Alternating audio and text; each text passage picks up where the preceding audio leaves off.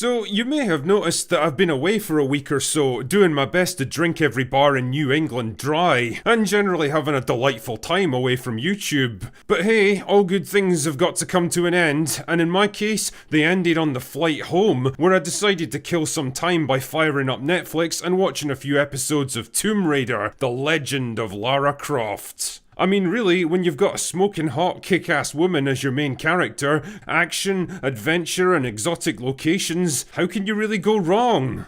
What face is that? My thinking one. Jesus wept. Honestly, apart from the god-awful Resident Evil series that I'm still having therapy for, I don't think I've seen any show misuse its source material in such spectacular fashion before. Tomb Raider is a fucking embarrassment that shames the very name of Lara Croft, sacrifices character and story integrity to work in all the tedious and cringy tropes of modern writing, wastes its talented voice cast on clunky dialogue, and rams it all home with shitty animation that looks about 20 years out of date. In short, it's a boring and pandering mess that proves once again why Lara Croft absolutely cannot be adapted for modern audiences. Anyway, grab your sports bra and wildly impractical bow and arrow that's far less efficient than a gun, and let's get the plot summary over with. So the show kicks off with a young, relatively green Lara on a mission in Chile to recover an ancient puzzle box artifact, and for the first few minutes things seem to be going relatively well. There's all the usual Tomb Raider hallmarks you'd expect, plenty of traps, dangerous wildlife, death-defying leaps of faith, and a few bad guys to spice things up. Lara duly finds the box and hands it off to her mentor Roth, only for more baddies to show up, forcing Roth to kill them. I love how Lara acts all shocked when she sees this. Like, Jesus, these guys were trying to kill you a few minutes ago, what the fuck did you think was gonna happen when they caught up to you? Anyway, flash forward 3 years or so and we're introduced to a much tougher and more experienced Lara, who for some reason is having a fistfight with a woman in a lucha libre mask. And at that moment, I knew that this show was fucked. See, I get why they did this. They wanted to show the audience how much of a tough, tenacious fighter Lara is now, taking a beating but refusing to back down against a superior opponent, and how she's no longer the naive young woman that we saw in the intro. That's nice and all, but the thing is, it completely misunderstands the essence of her character. Lara Croft isn't some lumbering brawler who gets into bare-knuckle boxing matches for fun. She's supposed to be smarter, more sophisticated and cooler-headed than that. She's an adventurer, not a fighter, and she doesn't have to prove herself to anyone. The thrill for her is exploring the unknown, finding the unfindable, overcoming obstacles and outthinking traps and enemies. Yeah, she'll defend herself when she has to, but in that case, she's more likely to resort to guns than fists. You know, because guns are actually pretty good at leveling the playing field, and they allow someone who isn't particularly big or strong to hold their own against bigger opponents. But oh well, whatever. Pretty soon she's contacted by non-threatening male sidekick number 1 and told to stop moping around and come home because apparently her little group of super friends just can't live without her. So she comes home to Croft Manor and runs into non-threatening male sidekick number 2, who's an absolute fanny with a personality more irritating than a sandpaper condom. And after more moping around, she decides to donate all her family treasures to a museum because she thinks it'll help her move on or something. I literally cannot understand how they expect to reconcile this version of Lara with the one in the original game, which canonically is due to happen shortly after the events of this show. Anyway, whatever. The point is that after going off alone to mope around some more, Lara spots a thief who steals the puzzle box from the start of the episodes. And in the 3 years that she's had this thing, she's never once tried to open it.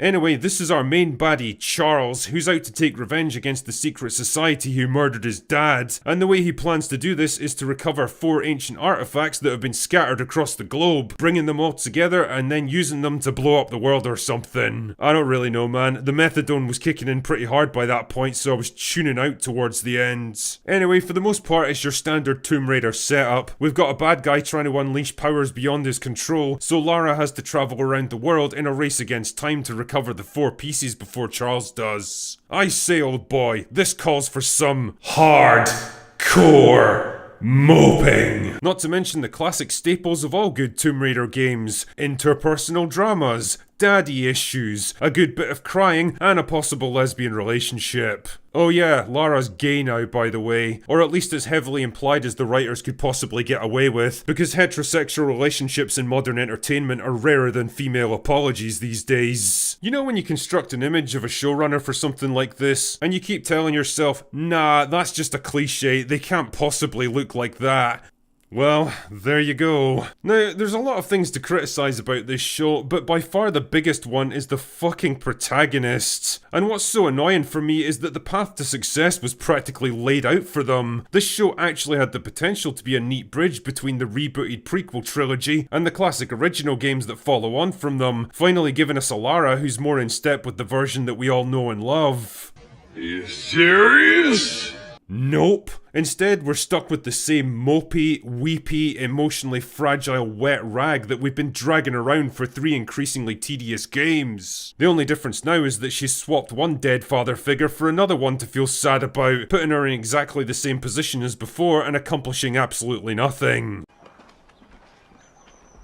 Fuck. You know, for a show that's supposedly all about female empowerment, it's kinda weird that it insists on making its protagonist beholden to men at all times. Why does everyone insist on sucking the fun out of a protagonist like Lara Croft when she's literally the easiest character in the world to write? She's an adventurer who takes on jobs because it's fun, she likes the challenge, she loves travel and history and finding lost treasure. She was designed to be a female Indiana Jones with a touch of James Bond sophistication thrown in, and that's why she worked so fucking well. She wasn't really a character that we were supposed to know intimately. She was more of an icon, an archetype who was compelling precisely because of what we didn't know about her. It gave her a mystique that teased little bits of information but always left you wanting more. It's not rocket science, but the more layers of narrative complexity and cliched backstory they've tried to heap on her over the years, the more they've polluted the simple elegance of her original archetype. I don't want Lara Croft to be tied down by constant guilt and fun-killing self-doubt, or surrounded by a bunch of naggy friends who do half the work for her and are constantly having to push her forward against her will. The Lara Croft that I grew up with was a loner by choice, because she didn't need other people to validate her own existence. She only had herself to rely on, and that was enough. And it's not like we're dealing with the A-team here either. Jonah's a big affable buffoon who exists only to support everything that Lara says and does. Camilla's inserted purely so the writers can have a will they won't they relationship with Lara, and Zip makes me want to punch right through my TV screen every time he shows up. The guy is simply insufferable. He's about as funny as a bridesmaid's speech, and the decision to make him as campily, flamboyantly gay as possible undermines what could have been a perfectly good aspect of his character if it was handled with more subtlety than a rainbow-coloured chainsaw. Why do you have to reduce guys like him into the most tedious stereotypes imaginable? Charles had a tiny bit of potential to act as a decent foil for Lara by morphing into a villain that's more complex than he seems at first, and there's a clumsy attempt to parallel their different ways of dealing with personal loss, but it never gets going because his character is so melodramatic and weighed down by clunky dialogue that you just can't take him seriously. And I've got nothing against the voice actors here. Richard Armitage and Hayley Atwell both do their best with their horrendous material, but man, even the best actors in the world can't elevate this shit. Even the animation looks like garbage, trying to replicate the style of 80s and 90s cartoons, and there's a weird jerky quality to the character movements that make them look stiff and robotic. Lara's character design swings wildly between slender and borderline feminine, and bulked up and butch with absolutely no explanation, like she was being worked on by completely different creative teams with their own takes on the character. And the thing is, that animation approach made sense in something like Masters of the Universe, because it was directly trying to tie into the original 1980s cartoon, but here it just feels like some weird callback to a previous show that never existed.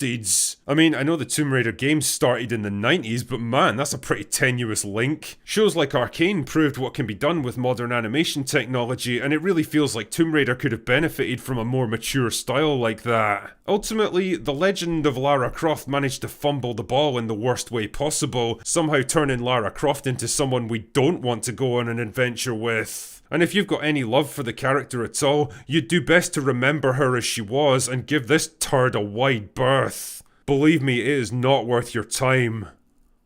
Anyway, that's all I've got for today. Go away now.